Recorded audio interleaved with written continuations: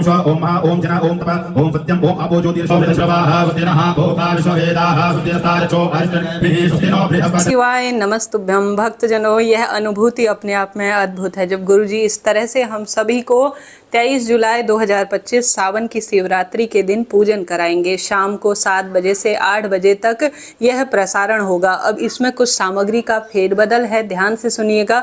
वह कौन सी सामग्री है जो आप सभी को पहले ही अपने पास रख लेनी है। यह वीडियो आपने कई बार सुना होगा अन्य चैनलों पर, परंतु इसमें आपको विशेष जानकारी मिलेगी जिसमें नियम भी बताए जाएंगे ताकि आपकी शिवरात्रि पूजा संपन्न हो और विशेष आशीर्वाद आपको मिले। सबसे पहले आप सभी कोशिश करें शिवरात्रि के दिन आपको जो सामग्री की आपको व्यवस्था करनी है, जैसे बेलपत्र, फूल पत्ती वगैरह, आप एक दिन पहले ही, जैसे बेलपत्र पहले ही तोड़ लीजिए, नहीं तो आपको शिवरात्रि के दिन इसका दोष लग सकता है।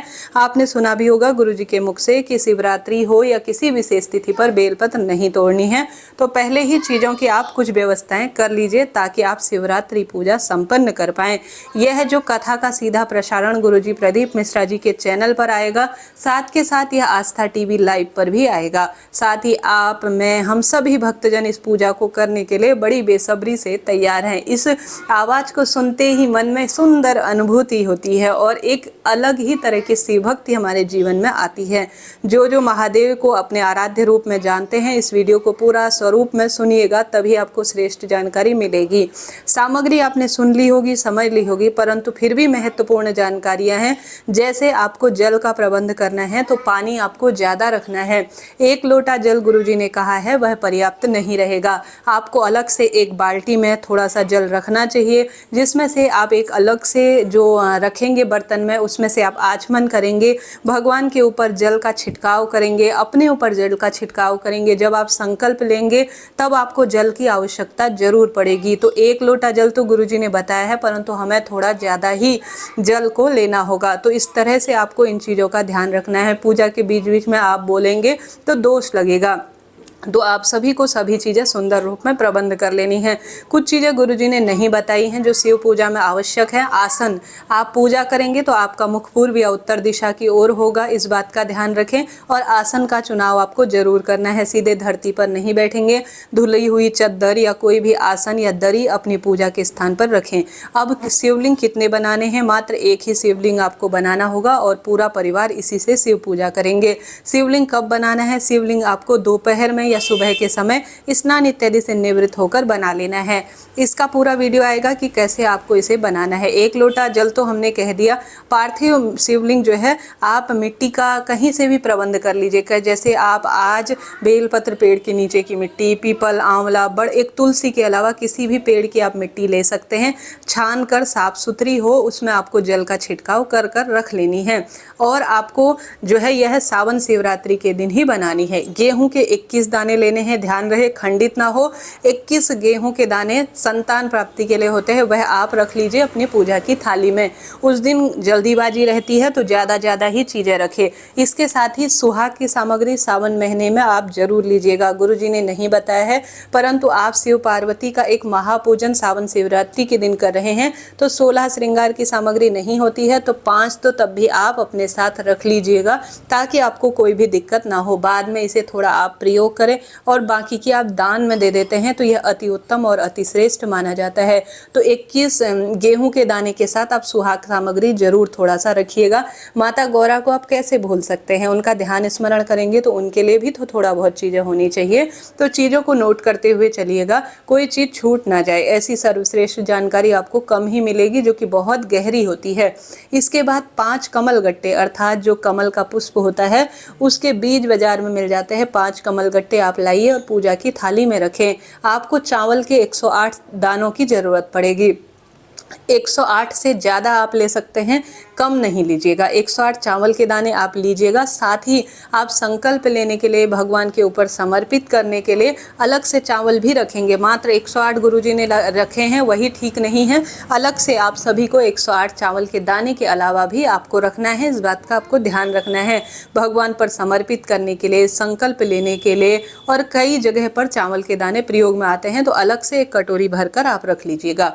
21 काली काली मिर्च के दाने आपको लेने होते हैं, ठीक है। तो 21 काली मिर्च के अलग से दाने भी आप रख लीजिए। ध्यान रहे खंडित ना हो। 1 चुटकी काला तिल आपको रख लेना है। मैंने सभी चीज़ें एकत्रित की हुई हैं, आप इसको देखिएगा। सावन शिवरात्रि के दिन पार्थिव शिवलिंग तत्काल ही 2-4 घंटे पहले बनाया जाता है, तो वह धीरे धीरे बन जाएगा। अभी मैं दिखा नहीं पाई हूँ, मुझे क्षमा करें।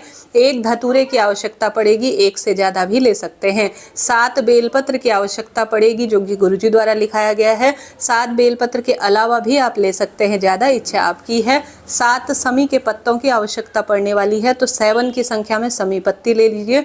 कई बार समी पत्र नहीं होता है तो आप उसके स्थान पर 7 चावल के दाने भी चढ़ा सकते हैं। 7 की इसकी संख्या हो, समी पत्र का भाव करते हुए। 7 आपको लाल फूल लेने हैं। लाल फूल कोई से भी, गुलाब, गुड़हल, कोई भी लाल फूल ले सकते हैं, खंडित ना हो, बहुत अच्छी अवस्था के लीजिएगा। न होने की अवस्था में आप पंखुड़ी भी ले सकते हैं। 7 सफ़ेद फूल भी आप साथ में रखिएगा।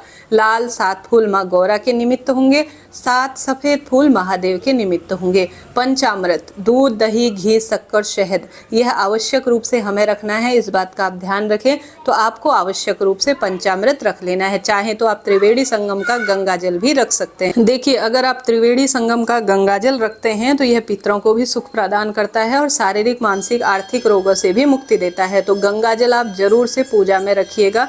इसके साथ ही आपको रखना है शक्कर। शक्कर जो कि भगवान को भोग लगाया जाता है, और यह दूध, दही, घी, शक्कर, शहद, ये सभी चीज़ें आती है। इत्र बहुत सुखद माना जाता है, तो इत्र भी आप रखिए। 3 गोल सुपारी, एक तो संकल्प लेने के लिए और एक माता पार्वती और एक महादेव के लिए। तो 3 गोल सुपारी, रोली और कलावा, कलावा वस्त्र रूप में हम समर्पित करते हैं, वह आपको लेना है। अबीर आपको लेना है, गुलाल आपको लेना है, पीला चंदन आपको रखना है, कपूर जरूर रखना है। पूजा के अंत में हम आरती करेंगे। 2 दीपक घी के रखने हैं, दोनों गोल बत्ती के रखे जाएंगे। एक सबसे पहले जलाया जाएगा, एक पूजा के अंत में होगा। तो 2 घी के दीपक आप सभी को रखने होंगे, और साथ ही आप सभी को विशेष तौर पर कपूर ज़्यादा ही रखना होगा। लंबी आरती रहती है तो फिर कपूर की आवश्यकता ज़्यादा पड़ती है। 2 जनेऊ, एक गणेश जी के लिए, एक जो है माता जो गणेश जी और शिव जी के लिए, तो आपको यह रखनी होगी।